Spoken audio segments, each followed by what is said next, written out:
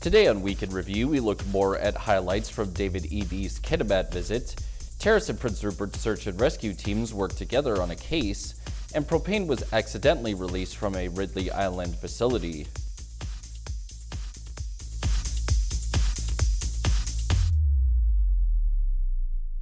Hello, I'm Cael Maslin, and thanks for joining us here on Week in Review, where we cover all of the news here in the Northwest from this past week.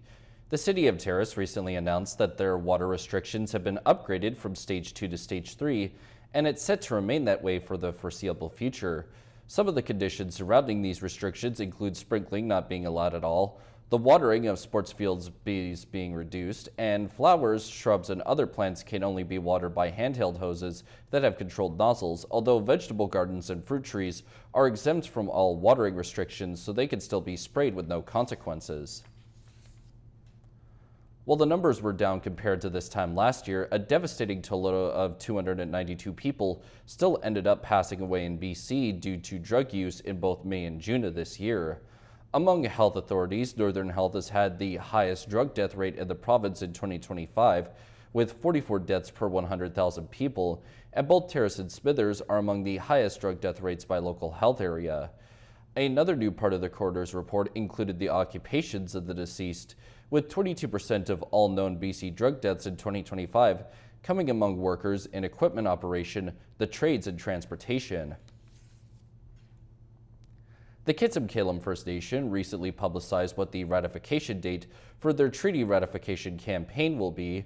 The actual announcement came from the nation's chief counselor, Troy Sam, and he said that November 1st of this year will be the day that both the Kitsim-Caelum Treaty and Kitsim-Caelum Constitution are subjected to a ratification vote. And during the time between now and November 1st, the Kitsim-Caelum Treaty team will be engaging with the nation's people in order to make sure that they are as informed as possible when the time for the vote comes. Canada is making its stance clear when it comes to U.S. tariffs, standing firm and moving towards greater economic independence, and British Columbia is helping lead that charge. Helen Asante shares more highlights. At a time when we are under direct attack from the President of the United States with clear intention to cause harm to our economy, an approach that makes no sense to those of us who are Canadian and American and understand our close ties with our friends south of the border. The message, though, we receive is clear. Canada's got to stand on our own 2 feet. We've got to build for Canadians, and we've got to make sure that we're a country that can look after ourselves. And part of that means using our resources and getting to markets other than the United States. During the 2-day visit to Kitimat, the Premier, alongside the Minister of Energy and Climate Solutions, toured Kitimat Village, Cedar LNG, and LNG Canada's side, highlighting its role in building a stronger, more self-sufficient economy. We loaded our first cargo of made in BC LNG onto a carrier bound for export markets overseas. We've since sent 3 more LNG cargoes on their way to markets abroad, and as you can see behind me, another carrier is now preparing to load our 5th cargo of LNG. LNG Canada Phase 1 milestone marks a step forward in economic partnerships, indigenous collaborations, and global energy positioning. What I really like about the LNG Canada project is not just that it gets us to diverse markets, is not just that it provides jobs and employment for British Columbians and for Canadians, but that we're doing it in a way that gets our resources to market that is responsible and that answers some of the big challenges of our time. How do we balance and ensure that we're looking after the environment as well as creating employment? How do we make sure we're addressing climate change and also use our resources to build prosperity so we can deliver the services that people need? This project answers those questions. The LNG that comes from this site is 60% lower carbon than the average LNG plant in the world. I asked LNG Canada's Deputy COO whether Cedar LNG is a competitor or a partner. LNG Canada is built on the ancestral territory of the Haisla Nation, and we are beyond thrilled to see the Cedar LNG project coming to life with them at the helm. It's a huge moment to see Cedar LNG having taken their FID. Their construction is now active near our facility, and we look forward to seeing their facility out in the channel alongside our shipping. And it's definitely not a competitive situation. There is so much demand for Canadian LNG, and it's just an honor to be working alongside them in the industry. Local leaders welcomed the visit as a sign of confidence in BC's role on the global stage. We're very proud to have, Premier Eby up here. It's, we've been bragging to him for years to come up here and for him to see himself. And you can talk about it all you want, but until you get up here, you need to get up here and appreciate to see that Kitimat really is a marvel of nature and industry. The investment in the Cedar LNG project is great. It's great to see the Haisla Nation with their own LNG project moving ahead. And and I think this is one more thing that puts Kitimat as the showcase of responsible resource development in Canada, because just over there you've got the Rio Tinto modernized smelter producing the greenest aluminum anywhere in North America. Cedar LNG will have zero emissions here as it will be fully run on hydroelectric. And of course today the tour we did, LNG Canada, not only the largest private sector investment in Canadian history, but the lowest carbon footprint of any major LNG facility on Earth. That is a showcase for Canada, and it's very proud to be mayor of that community that is doing so much for Canada. Helen Asante, CFTK-TV News. Up next is a look into the origin of the name of the art piece installed on the Terrace roundabout. Welcome back. Due to dangers posed to the life and health of nearby residents, the Regional District of Bulkley-Nechako issued an evacuation order due to a wildfire earlier this week. The wildfire in question has been labeled G41285, and the evacuation order covers every property between Holy Cross Hallett Lake FSR and Lily Lake Road, just south of Smith Creek Road and northwest of the Nechako River. A full map of the evacuation order area is available on the Regional District's website, alongside tips on what to do when dealing with an evacuation order. The Terrace Community Forest recently presented their financial contribution to the City of Terrace that they give to them every year. And this year, the amount they presented was $1 million, which was generated by the TCF's 2024 Commercial Thinning Forest Harvesting Program. The city is set to put this money towards local outdoor recreation alongside several art projects, as had been done before with projects like the new pickleball courts, the benches on Ferry Island, and the incoming mural and sculpture coming to Skeena View Point. The city of Prince Rupert recently put out a notice to let everyone in their jurisdiction know that they have put a boil water notice into effect, and it'll stay in place until further notice. The main given reason for the notice being activated is because several laboratory tests have indicated that there is coliform bacteria in their drinking water, which could cause serious illness in some cases. During the time that the notice remains active, residents must boil their water for about a minute before cooling it and then placing it in a food-grade storage container. The city also stated that they are working with Northern Health to get this notice lifted as soon as they possibly can. At the intersection of Highways 16 and 37 near Terrace, a striking public art installation now bears the name Sugiget, a Somaliac word meaning new people. It was a name gifted in 2019 by the late Kittilis elder Mel Bevan, a respected community leader and knowledge keeper. Now, years later, that vision has come to life. Helen Asante shares more. The Skeena Salmon Arts Fest recently released a video capturing Mel Bevan's reflections filmed on the banks of the Skeena River at his old cabin. In it, he shares why Sugiget carries deep meaning for the Tsimshian people, a message that the original people have embraced new ways of doing things. The term Sugiget is what we came, because what it means is new. It doesn't mean new people, even though that's what it says, but it doesn't mean new people. It means the people doing different things. It's an old word that's been used for long before I was born. Mel's son, Renaud Carver-Stan Bevan, was one of the 3 lead artists on the installation. In our interview, he spoke about honoring his father's vision, not just in name, but in spirit. The inspiration came from meeting with the artists and meeting with Dave Gordon. We discussed what we should put in the roundabout, and the theme was salmon. And so the original plan was we went through 3 different designs, and the third design is what we decided on. We had a really good metal artist in town, and he was being left out, so we went and redesigned it so that the sculpture was something new that I was doing, and something that Mike Sorensen can be involved in with his creation of metal. So my father, the society wanted a name for it, and I went and I asked my father what would be a good name for the piece, and he came up with the name Sugiget, which means new people.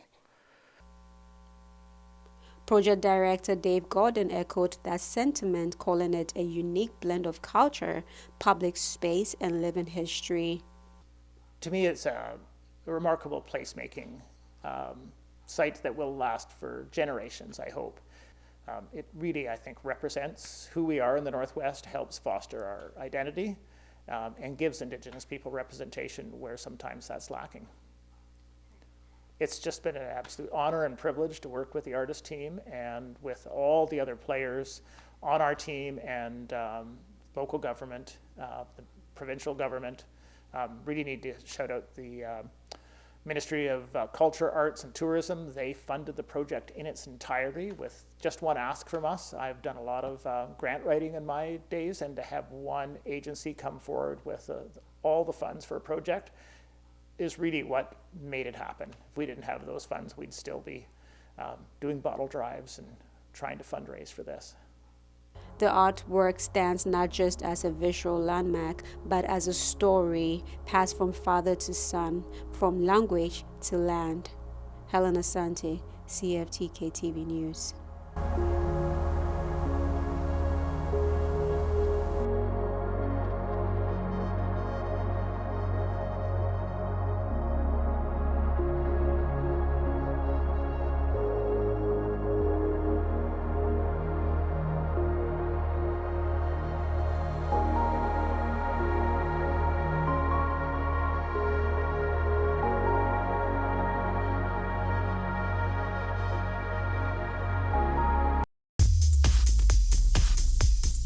After the break is a new update on BC's wildfire fight. Welcome back. The Terrace RCMP recently posted another report that detailed the notable cases that they had to deal with during the final week of July. One part of the report mentioned that the police got word that a woman had gotten into a distressing situation in the Skeena River, with the person making the report saying that she was screaming while hanging from a branch near the river. And thanks to additional help and resources from the likes of Terrace Search and Rescue and BC Emergency Health Services, the RCMP were able to find the woman and ended up safely extracting her from the river before taking her to the hospital for assessment.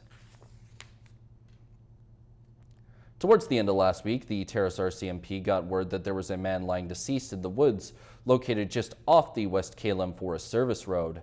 The police then went to the man's location alongside a member of the BC Coroner Service, and outside of stating that there was likely no criminality involved in the death, no other information about what might have happened to the man was revealed. It was also stated by the RCMP that there's no threat to the public in regards to this death. In addition to that, the file remains open with the BC Coroner Service. After dealing with a fire in it during the previous weekend, the City of Prince Rupert announced that they would be reopening their local landfill earlier this week. The decision came after consultation and advisement from the landfill's engineer, although as a precaution, all landfill users will be sent to a different part of the site for dumping. There was also a warning from the city saying that given the major disruption, the landfill might be a bit busier for the next little while. It was recently revealed in a statement that several members from both the Terrace and Prince Rupert search and rescue crews teamed up on a case. They sprang into action after BC Emergency Health Services let them know that 2 hunters near Lochmock Lake needed rescuing after one of them fell a great distance and suffered injuries on their lower limbs. The pair were stuck in a very remote and rugged terrain, but thanks to their decision to bring a recently purchased InReach SOS satellite communications device, that made all the difference for their rescuers. Prince Rupert Search and Rescue Team are also using this case as a reminder to BC's outdoor enthusiasts to be careful whenever they traverse the great outdoors. In the middle of this week, propane was unintentionally released at AltaGas's Ridley Island Propane Export Terminal, and it resulted in a vapor cloud appearing above the facility. And according to a statement from an AltaGas spokesperson, they were able to find the source of the release and then evacuated all personnel from the site without any injuries. Within a couple of hours, the release source was able to be contained and isolated, with AltaGas then standing down from their emergency response plan. The company is still monitoring nearby air quality, and ever since then, they haven't seen any levels that would be any kind of concern. 2 climbers were rescued off of the sheer rock face of Yak Peak near Hope this past Wednesday after one of them fell and injured their head. North Shore Search and Rescue said that the pair were hanging mid-face on the 2,100-meter peak when they were rescued through the combined efforts of 3 search and rescue groups. A statement said that a crew in a helicopter tried twice to get over the climbers, but conditions were too dangerous and they had to give up those attempts. A fresh team was later able to make another attempt and lowered the pair to 2 rescue technicians who brought in fall protection and took them to safety. Still to come, a lesser-known club in Terrace is trying to attract new members. Welcome back. Tall 10 Tlingit / Tsimshan Master Carver Stan Bevan was recently announced as one of the recipients of the Order of BC in 2025. The order is the highest honor that can be given to BC citizens, as it recognizes people who excel in endeavors that benefit the province. Bevan, who lives in Terrace, has made his contributions by mentoring over 150 students at the Frida Deasing School of Northwest Coast Art at Coast Mountain College, which he co-founded, while also creating more than 100 monumental sculptures throughout the world. Skeena MLA and BC opposition critic for mental health and addictions Claire Rattay recently called on the provincial government to take urgent action as a response to the concerning rise in suicides among paramedics. She also requested a meeting with BC's Minister of Health and has offered to support a call for a joint inquiry into the root causes of this crisis. The Ambulance Paramedics of British Columbia, CUPE 873, has said that 2025 has marked a record high in paramedic suicides. Rattay also reiterated that these calls are not about placing blame, but instead finding real solutions to this problem. And next, we take a look at a lesser-known club in Terrace that is looking to add more members to their group of model train enthusiasts. If you have lived in or passed through Terrace, you likely have passed by this railed car and not given it a second look. But inside lives a tidy city filled with trains chugging around like their full-sized counterparts. Ian Illing of the Skeena Valley Model Railway Association says the hobby of model railroading uses a lot of different skills. Their model railroading has got so many aspects to it, planning, engineering, electrical, carpentry, painting, scenicking, all these different things that are involved in the scale model world. For visitors, and especially children, the fruits of labor that are put into this hobby yields very positive responses. Very impressed. A lot of work's gone into the detail of the scale models. The kids, obviously, they're thrilled. I always tell the parents when they're coming in, it's going to be easy getting them in. It's going to be a whole different story trying to get them out, because, oh, one more time, one more time, one more time. So.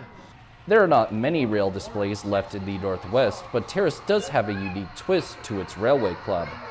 There are more display shows now. Port Edward and Prince Rupert has a model train layout in one of the canneries, but it's coin operated. You throw a toonie in and it runs for 5 minutes. And I don't know, there's probably a number of individuals around the Northwest that have their own train layouts. But collectively, I think we're probably one of the only ones in North America that actually has a rail car as a clubhouse. The rail car that houses the Model Railway Club had its own journey here to Terrace. We picked it up from the Prince George Railway Museum.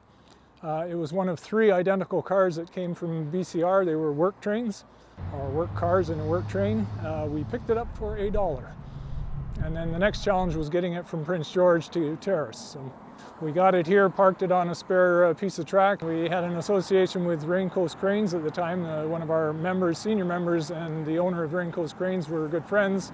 They brought in 2 massive big cranes, picked the rail car up off the track on CN property and moved it over onto this track, which was donated. We had the permission of the Terrace Beautification Society. They were in the process of building the Grand Trunk Trail at that time, so they said, well, this would be a great anchor piece because the Grand Trunk Trail was all about the original railway in Terrace and how it developed the Northwest. If you want to join the Terrace Model Railway Club or just take a look, they are open Mondays at 7:30. For CFTK-TV News in Terrace, I'm Cael Maslin. Next up is an update on BC's wildfire fight. Despite the cooler weather and even some steady rain, it hasn't done much to contain the fires that are burning across the province. Crews are still working diligently with some very close calls happening on the front lines. CTV's Dimitra Maragos has that story. More than 200 firefighters have boots on the ground working to get a handle on the 5 square kilometer Wesley Ridge fire.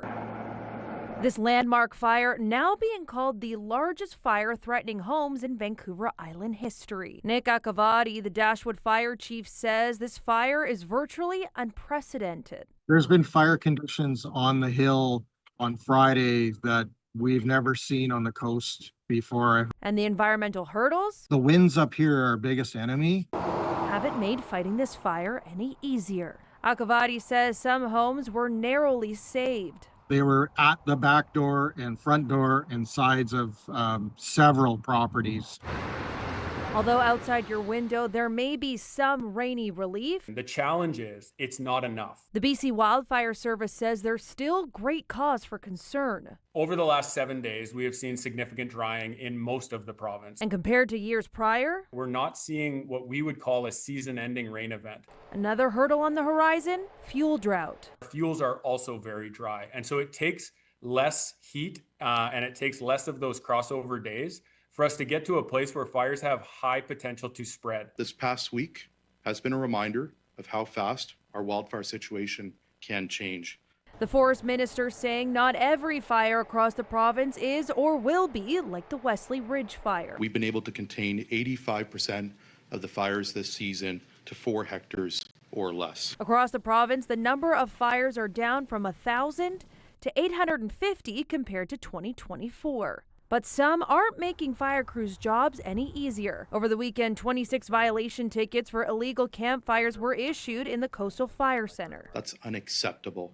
This kind of activity puts people and livelihoods at risk. The Forest Minister stressed that it's important for British Columbians to not take a backseat approach this fire season. It is vital that we take all the necessary steps to remain prepared and that we continue to do our part. For those who are on the front line like Akavati, he says this experience has been moving. For my crew and our crew here, it's incredibly humbling that we're a part of saving homes in our community. Dimitra Maragos, CTV News, Vancouver. That wraps up this week's edition of Week in Review. Make sure to tune in to our regular newscasts on Monday at 5, 6, 6:30, and 11 o'clock here on CFTK-TV. Thank you for tuning in and have a good weekend.